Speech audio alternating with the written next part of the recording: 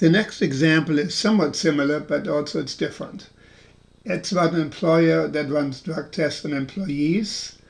And so here the current status is the employee is a drug user or the employee is not a drug user. And then possible decisions: the drug test is positive for drugs, or the drug test is negative for drugs. So two correct decisions would be positive for drugs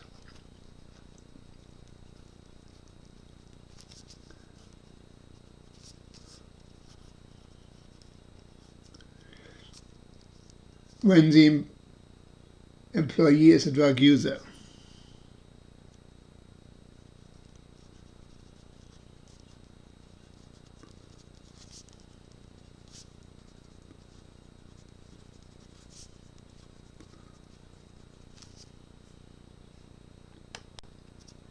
And the other correct decision would be negative for drugs when he is not a drug user. And the two error decisions would be positive for drugs, positive for drugs. And he is not a drug user. He is not a drug user. So here the error decision is the worst type of error in the opinion of the employer, would be the negative for drugs, but is actually a drug user. The next example is about a person accused of a crime. And so the current status, either he did it or he's innocent. And the possible decision says a jury decides guilty or a jury decides not guilty. So what are the two correct decisions? So here the two correct decisions are: the jury decides guilty when he is indeed guilty, when he did it, or the second decision would be the jury decides not guilty when he is innocent. What are the two error decisions? Well, the error decisions would be when the jury decides guilty and he's innocent, or the other one would be the jury decides not guilty when he actually did it. So the question, which error decision is the worst type of error, that would probably be the one here, but decides guilty, but he's actually innocent because it puts an innocent person in jail or worse. And anyway, that would be that one.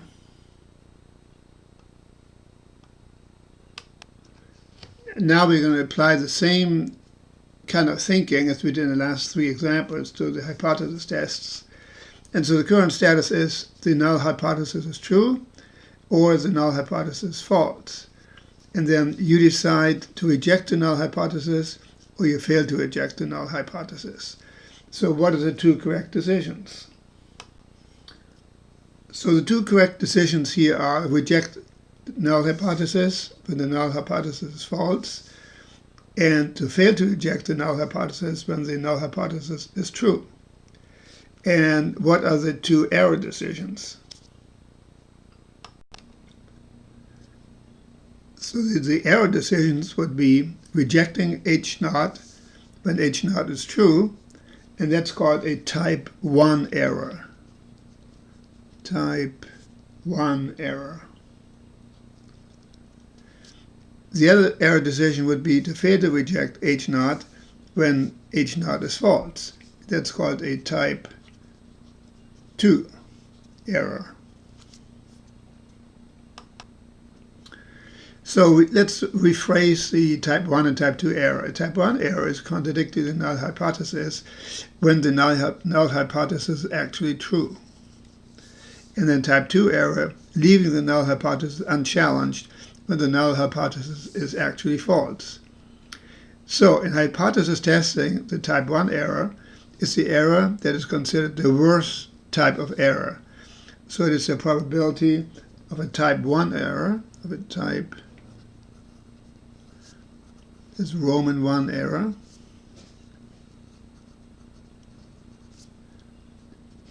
that is controlled for.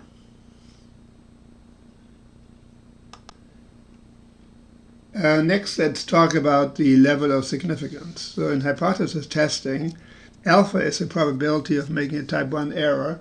It's called the level of significance. The level of significance.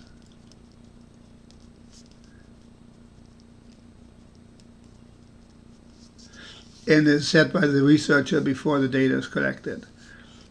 So we want low levels of alpha because alpha controls our chance of being wrong.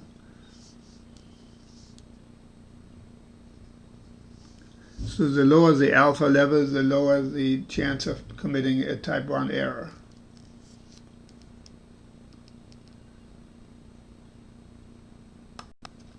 In other words, the lower the alpha level, the stronger the evidence from the sample has to be in order to reject the null hypothesis. So how does this work in the real world? Well, let's talk about gender selection. There's a company that once provided a product called Gender Choice, which, according to the advertising claims, allowed couples to increase your chances of having a boy from 50% to as much as 85%, and the chances of a girl from 50% to 80%. Suppose we conduct an experiment with 100 couples who want to have baby girls, and they all follow the Gender Choice easy-to-use in-home system described in the pink package. So that's the setup. Now, using your common sense and no formal statistical methods, what should we conclude about the assumption that there is no effect from gender choice if the 100 couples using the product have babies consisting 52 girls or 97 girls? So no effect. Well, typically, even without gender choice, there's a 50-50 chance of having a boy or a girl. So no effect would mean 52%, or 52 girls, 52 out of 100, 52%. If there was 97 girls, that would obviously have, upset the general knowledge about the probability of having boys and girls. So that would be the one on 52 girls. So in general, we need, for a hypothesis test, we need a stated hypothesis. We need to collect sample data and compare it to the hypothesis. We need to decide, is the data strong enough evidence to convince us and others? And then we need to state our conclusions about the claim. So there are really 4 steps. And that's what we'll do for the rest of Chapter 8.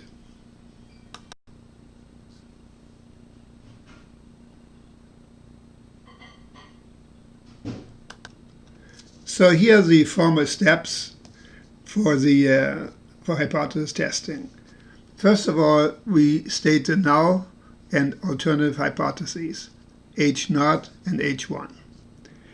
Then, this, by the way, is something I would highly recommend, graph the rejection region using critical values for alpha and direction of the test, like left-tailed, right-tailed, two-tailed.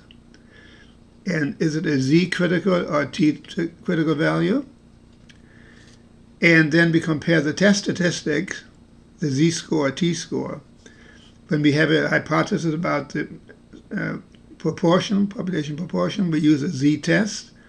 In other words, a proportion test, where P hat is a sample proportion. And when it's a hypothesis about a mean, we use a t-test.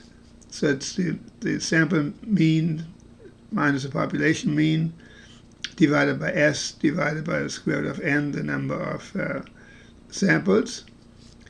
We can also use a p-value, and we'll explain that later what that means. We compute the p-value. Does this test statistic happen naturally with high probability or low probability? So compute, or from your technology method, from a calculator, the probability, the area starting at the computed test statistic and shading in the direction of the test. Again, left-tailed, right-tailed, two-tailed. And then make a decision, reject the null hypothesis, or do not reject or fail to reject the null hypothesis. means the same thing. Fail to reject the null hypothesis.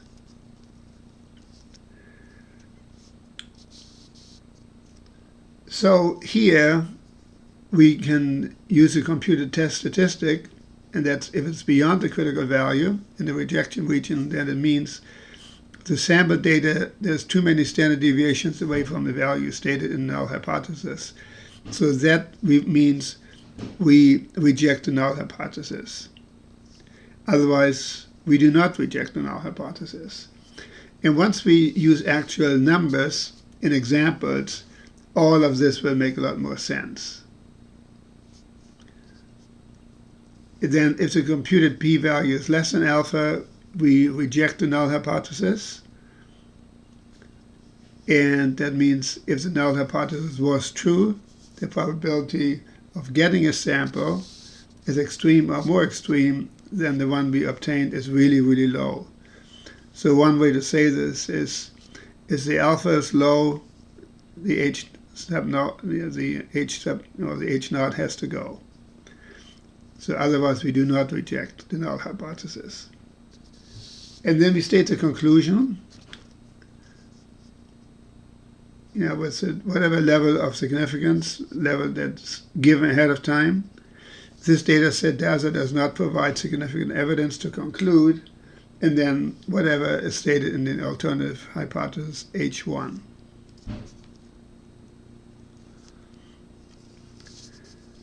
In other words, we reject the null hypothesis. This data does provide evidence to conclude the alternative hypothesis. We do not reject the null hypothesis means that the data does not provide enough evidence to conclude or to support the alternative hypothesis.